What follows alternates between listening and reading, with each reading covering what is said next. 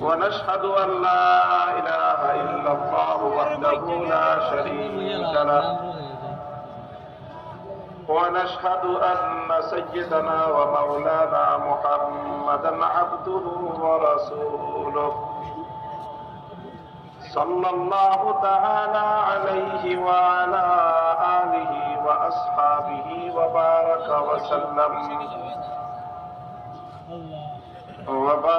وسلم تسليما كثيرا أما بعد فأعوذ بالله من الشيطان الرجيم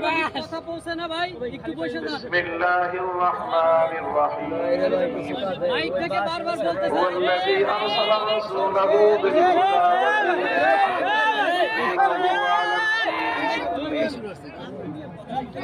ليظهره على الدين كله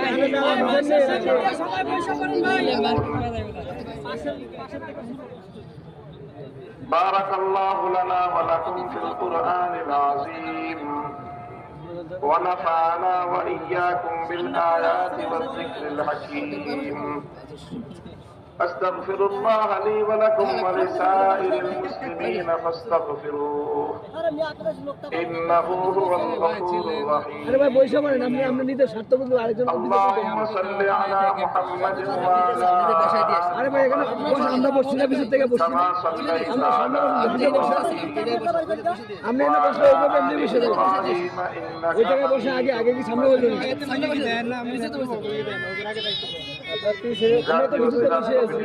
আয়োজিত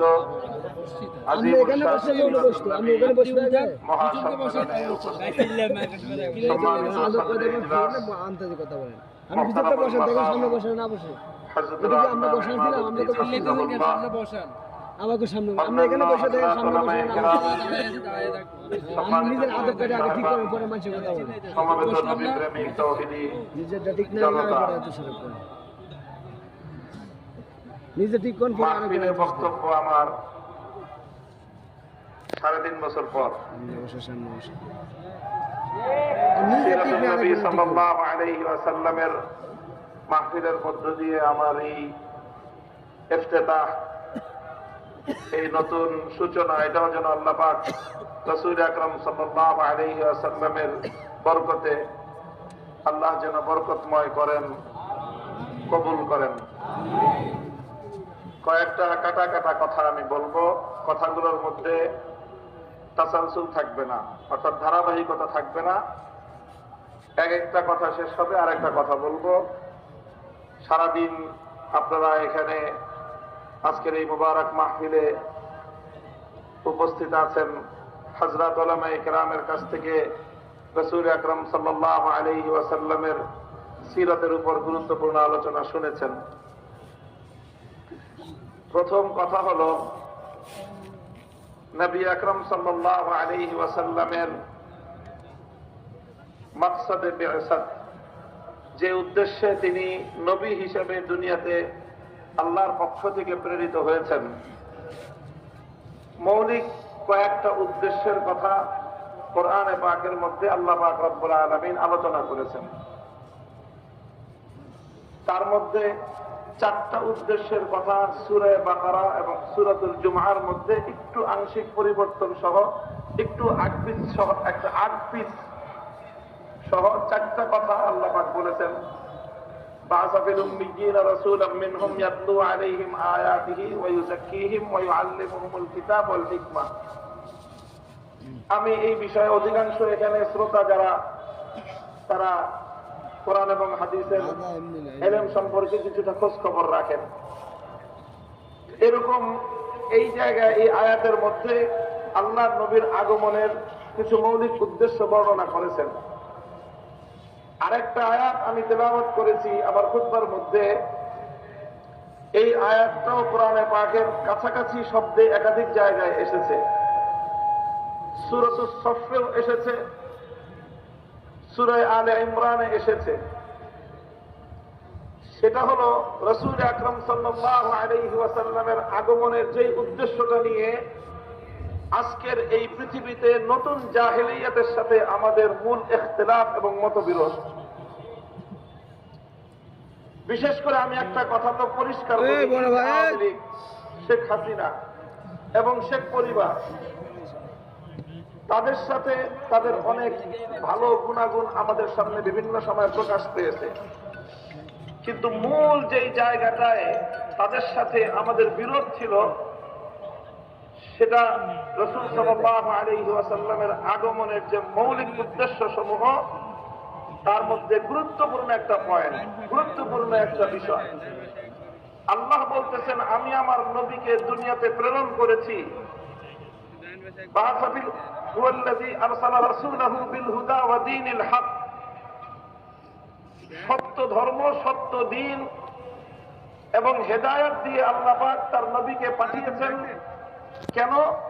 লিইয়ুযহিরাহু আলাদ দীনি কুল্লিহি, যেন আল্লাহর নবী আল্লাহর দ্বীনকে দুনিয়ার বাকি সকল মতামতের উপর, সকল মতাদর্শের উপর, সকল আদর্শের উপর যেন আল্লাহর দ্বীনকে বিজয়ী করতে পারেন। দ্বীনকে বিজয়ী করা আমাদের নবীর আগমনের একটা মৌলিক উদ্দেশ্য। নবীজির জিন্দেগির মৌলিক একটা কর্মসূচি হলো আল্লাহর দ্বীনকে বিজয়ী করা। এই জন্য আজকে আওয়ামী লীগের এই দুর্দশা দেখে এই কথা আমি বলতেছি তা না। আগামী দিন কোনোভাবে যদি আগামী কোনো সময় তওবা করে এই জাতির হাতে পায়ে ধরে মাপ চেয়ে যদি আবার রাজনীতিতে পুনর্বাসিত হওয়ার সুযোগ পান, তাহলে এই তওবাটা বিশেষভাবে আপনারা করে আসবেন।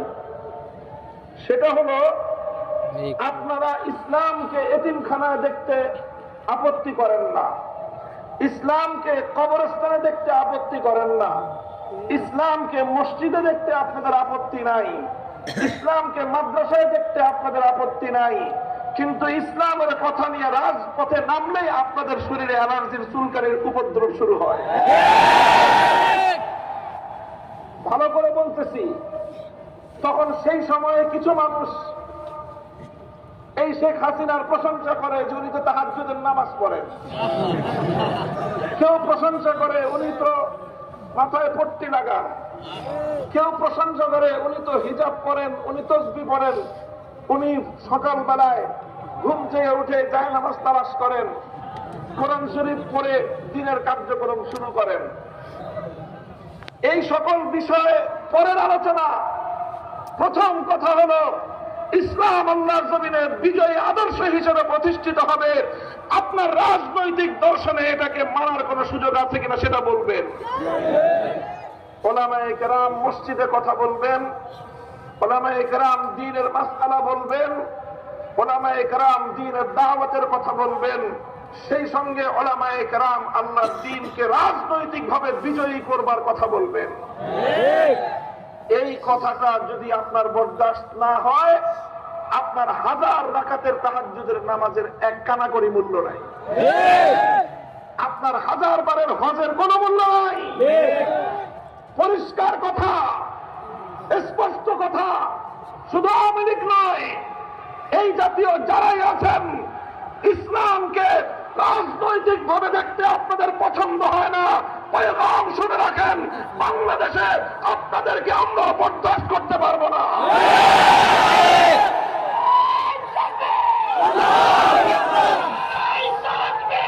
আল্লাহু আকবার। হুঁশিয়ার, সাবধান। আমরা আমাদের মধ্যে কর্মবন্টন আছে, আলেম ওলামাদের মধ্যে।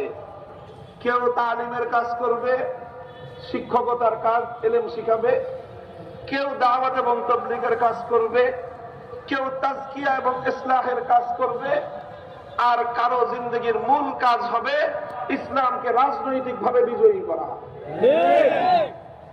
কাজেই কেউ যদি ইসলামী শিক্ষার বিরোধিতা করে সে যেরকম মুরতাদ, কেউ যদি ইসলামী দাওয়াতের বিরোধিতা করে সে যেমন মুরতাদ, কেউ যদি ইসলাহ এবং তাজকিয়ার বিরোধিতা করে সে যেরকম মুরতাদ, কেউ যদি ইসলামী রাজনীতির বিরোধিতা করে সেও মুরতাদ। এই প্রশ্নে কোনো আপোষ নাই, কোনো আপোষ নাই। আওয়ামী লীগ আর আওয়ামী লীগকে দেখা দেখি মাঝে মাঝে বিএনপিও এই কথা বলার চেষ্টা করে, এই কথা বলার চেষ্টা করে যে রাজনীতিতে ধর্মের প্রবেশের কোনো সুযোগ নাই। মনে রাখো, এই কথা যদি তোমরা পরিবর্তন না করো, এই কথা যদি পরিবর্তন না করো, আগামী দিনে বাংলাদেশ তোমাদের ব্যাপারে একই সিদ্ধান্ত নিবে। মনে রেখো, ইসলামের বিজয়ের এক বাতাস প্রবাহিত হয়েছে। সেই বাতাস ইমারতে ইসলামিয়া কায়েম করেছে। সেই হাওয়ায় দুলতে দুলতে আমেরিকার নেতৃত্বাধীন পশ্চিমা জগৎ পরাজয় মেনে নিয়েছে।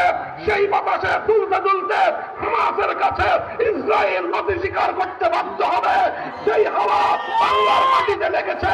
ইনশাআল্লাহ ইসলাম বাংলাদেশের ক্ষমতা দখল করবে।